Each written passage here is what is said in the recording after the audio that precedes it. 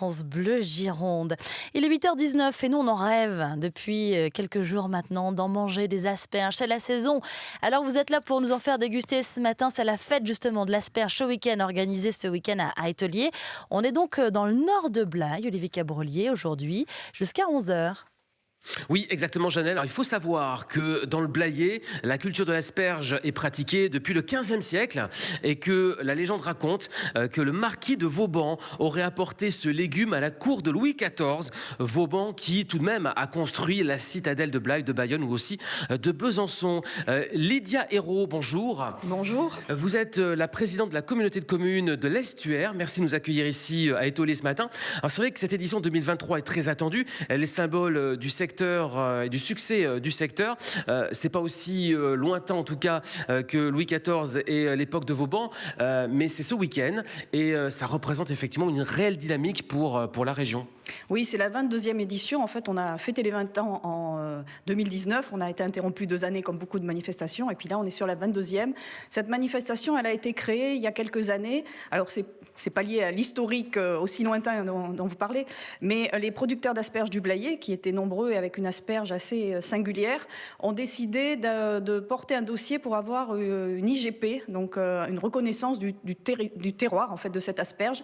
La communauté de communes les a accompagnés historiquement et puis a souhaité mettre en avant cette asperge spécifique en créant un événement qui a grossi au fur et à mesure et qui est devenu un rendez-vous gastronomique et culturel sur notre territoire. Alors justement, cet événement a lieu dans 5 jours, ça approche à grands pas, ça va aller très vite. Quels sont les temps forts ? Il y a cette fameuse omelette qui va être cuisinée. Oui, alors il y a l'omelette le dimanche à midi, donc ça effectivement c'est assez spectaculaire puisque 150 kg d'asperges, 4000 œufs et puis une poêle de plus de 2 mètres de diamètre qui a été d'ailleurs réalisée par les apprentis de notre centre de formation multimétier, donc qui ont confectionné cette grande poêle.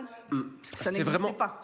J'imagine, ouais. C'est très familial avec aussi des concerts qui sont gratuits. Il y en a 4 au total. Oui, des concerts gratuits tout le week-end, beaucoup d'animations pour les familles. C'est vraiment une fête intergénérationnelle. Tout le monde se retrouve. Il y a des familles avec des enfants, il y a des jeunes, il y a des plus anciens. C'est le rendez-vous annuel du territoire. La reine, c'est l'asperge durant 2 jours ici à Étoliers et pas que. Elle va comment cette asperge ? Écoutez, elle va plutôt bien. C'est plutôt une belle saison cette année avec une belle production. Elle est toujours aussi savoureuse et toujours aussi fondante, donc elle sera au rendez-vous et on pourra la déguster de 1000 façons sur cette... C'est ça, parce qu'on se pose la question ce matin, comment la manger ? Alors comment la manger ? Nature ou pas ? Avec la sauce mousseline ? J'aime bien avec une sauce mousseline, mais il y a des chefs qui sont là, qui vont faire des démonstrations, qui vont faire des battles de chefs et qui vont nous montrer plein de façons de la cuisiner. On a même dégusté l'autre jour une crème brûlée à l'asperge du Blayais, vous voyez, donc tout est possible. Tout est possible. Tout est imaginable. Vous voyez, Janelle, il y a de quoi faire pour ce week-end. Je pense que vous pourrez faire le déplacement jusqu'à Étoliers. En tout cas, nous y sommes, nous, j'ai une petite jusqu'à question, 11h. Olivier Cabrolier. Oui. On mange de l'asperge verte ou de l'asperge blanche ce week-end, ou les deux, mon capitaine ? De quelle couleur est-elle, cette asperge ? Blanche ou verte ? Alors, l'asperge du Blayais, IGP blanche. Est blanche. Eh oui, c'est ça, c'est la blanche. Vous savez tout. Vous avez d'autres questions pièges à me poser ou non ? La recette de la mousseline, je vous laisse 3 minutes pour réfléchir, on en parlera plus tard, hein, d'accord ? On va jouer à ce petit jeu jusqu'à 11h, ok ? Merci Olivier Cabrolier. Donc Merci aujourd'hui, chez vous à Étoliers, on vous rencontre, on y passe même la matinée. Le 6-9 France Bleu Gironde, Janelle Bernard. 8h45. Mais avant ça, on va retrouver Olivier Cabrolier sur France Bleu Gironde. Aujourd'hui chez vous, à Étoliers, dans le Blayais. Olivier Cabrolier, j'espère que vous avez un petit peu bossé sur le dossier. Alors cette sauce mousseline, est-ce que vous êtes renseigné ? On célèbre l'asperge ce week-end à Étoliers.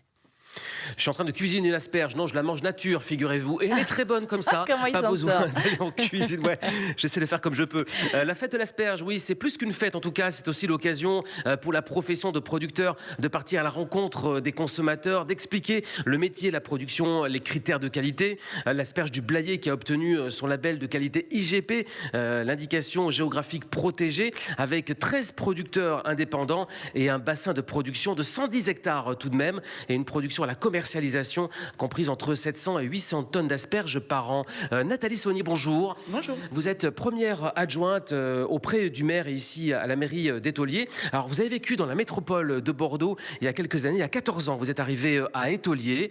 Qu'est-ce qui vous a poussé à quitter la métropole, les bouchons, la pollution pour venir ici dans un cadre verdoyant ? Justement, cette envie de verdure, moi je suis une fille de la campagne à la base.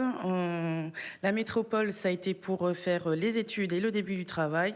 Et après partir à la verdure il y a 14 ans. Alors, côté démographie, la commune d'Étoliers a gagné 150 habitants en l'espace de 2-3 ans, sachant que Étoliers, c'est à peu près 1600 habitants, donc 10% de plus. Qu'est-ce qui explique cette dynamique ?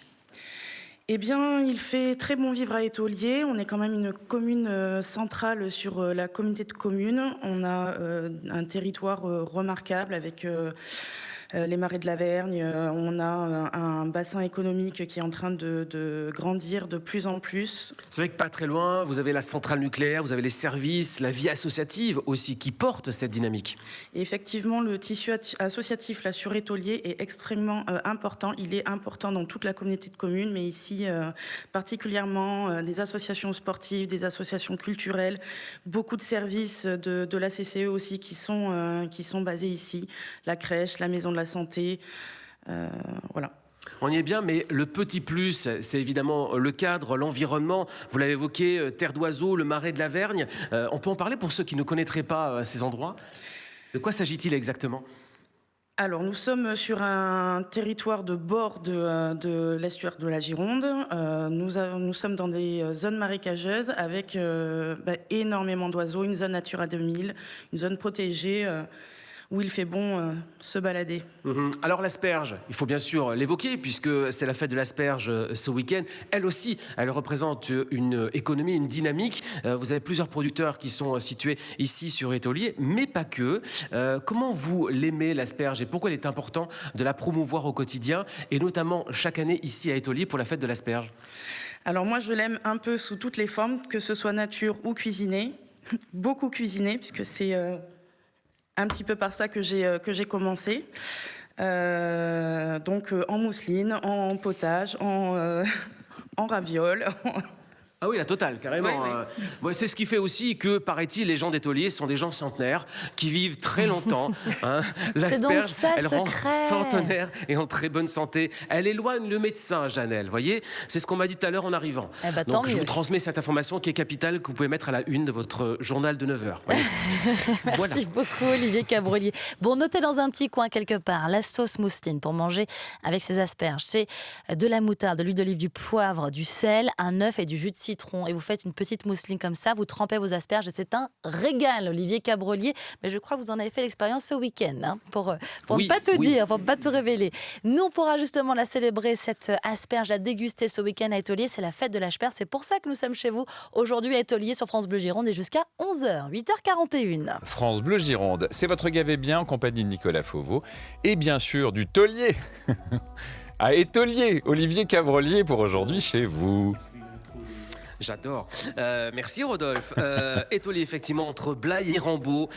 C'est la saison des asperges ici même, une saison qui a démarré il y a quelques semaines, quelques mois, au mois de mars et qui va se terminer au mois de mai dans quelques jours. Et c'est effectivement la fête de l'asperge ce week-end à Étoliers avec un grand nombre d'animations qui sont proposées par des associations, dont Zinzoline. Bonjour monsieur. Bonjour. Vous êtes Alain Cotten, vous êtes le responsable de Zinzoline, association créée en 2014 et depuis 9 ans, elle propose beaucoup de choses, notamment des expositions, des ateliers, des manifestations culturelle sur la Haute-Gironde. Ma première question, pourquoi ce nom Zinzoline qui est mignon tout plein Alors c'est tout à fait le hasard, c'est lié à une lecture où je vois le mot zinzolin que je ne connais pas, je cherche, donc zinzolin c'est le nom d'une couleur, un violet, et je me dis tiens, Zinzoline c'est sympa comme nom de revue.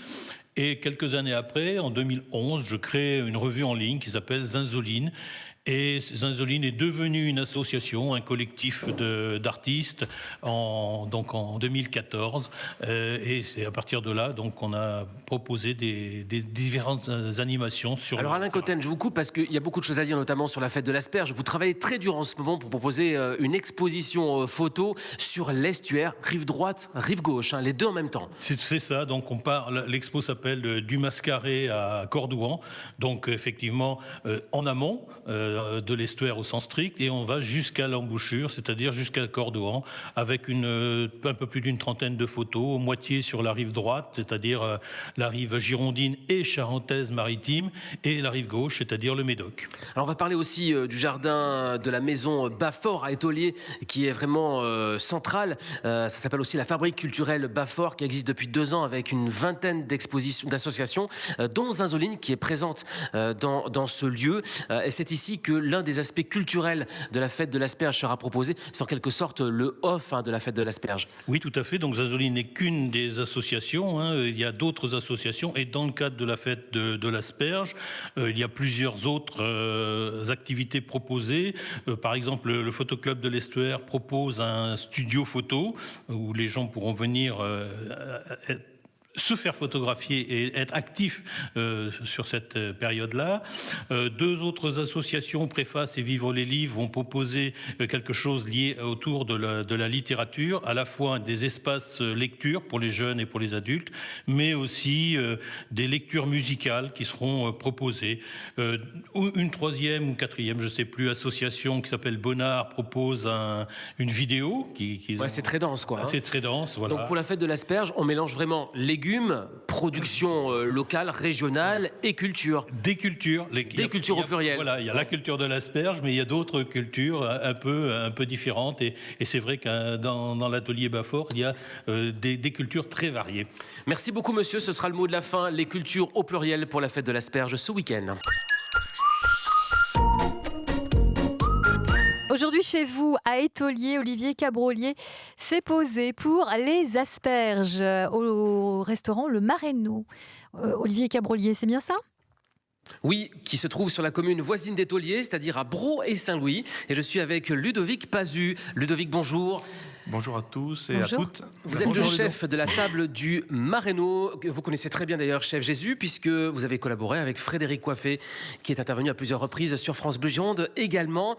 Vous êtes originaire de l'Ardèche, vous avez fait une école hôtelière, vous avez fait vos armes à Bordeaux, à l'hippodrome. Non, mais là je parlais du parcours de Ludovic. Il a fait ses armes à Bordeaux, à l'hippodrome du Bouscat. Il est passé aussi au Casino Barrière. Et puis en 2020, il a voulu reprendre et ouvrir la table du Maréno. C'est à Brault et Saint-Louis. Dites-moi, pourquoi la table du Maréno et pourquoi cette aventure en 2020, cette volonté d'ouvrir ce restaurant ?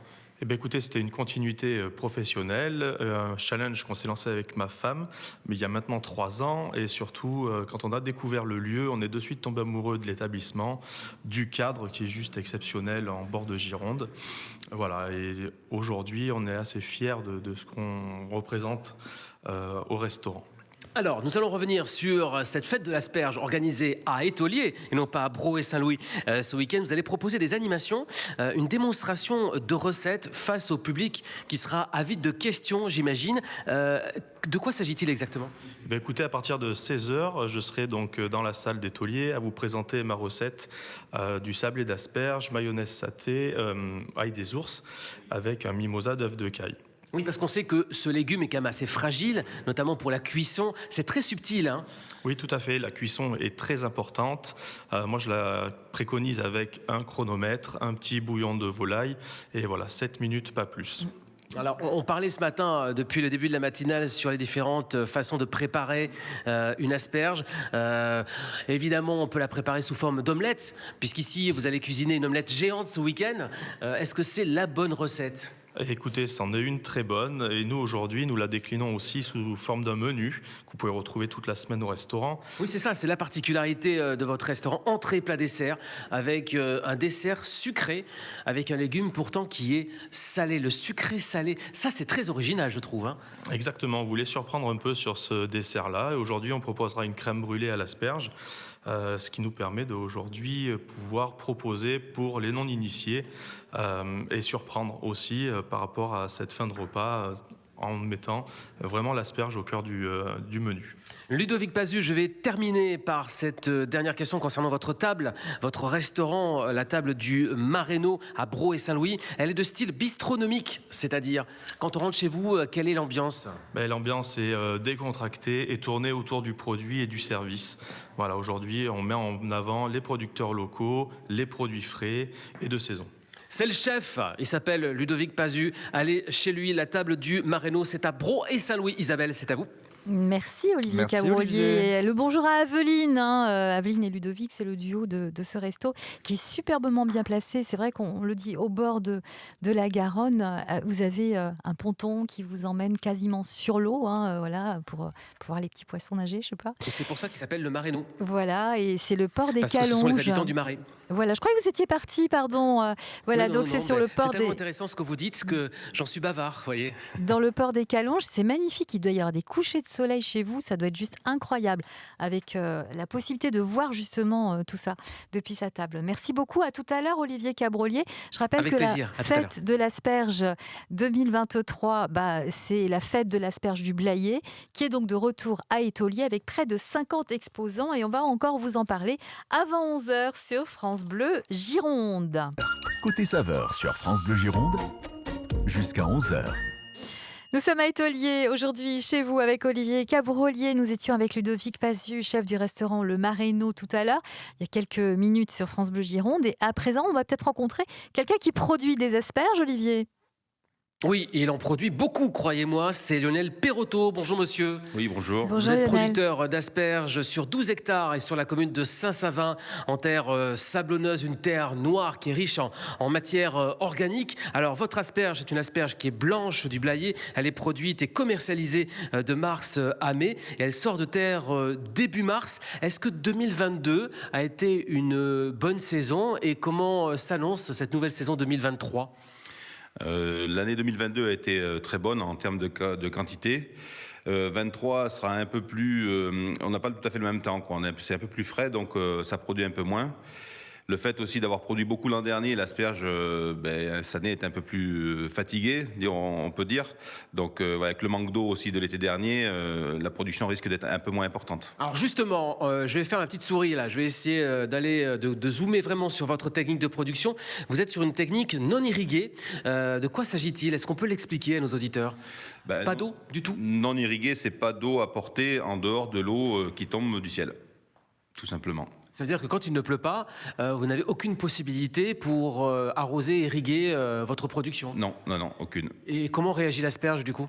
Du coup, c'est là que ça impacte un petit peu le rendement de l'année suivante, quoi. Du coup, elle peut moins mettre en réserve pour l'année suivante. Alors j'imagine que c'est difficile pour vous parce que quand on imagine que les asperges se dégustent en quelques secondes, quelques minutes, il vous faut plusieurs années pour les produire. Oui, c'est ça. Oui, en fait, on plante une asperge plantée cette année produira dans 2 ans. Et voilà, oui, il y a tout un travail autour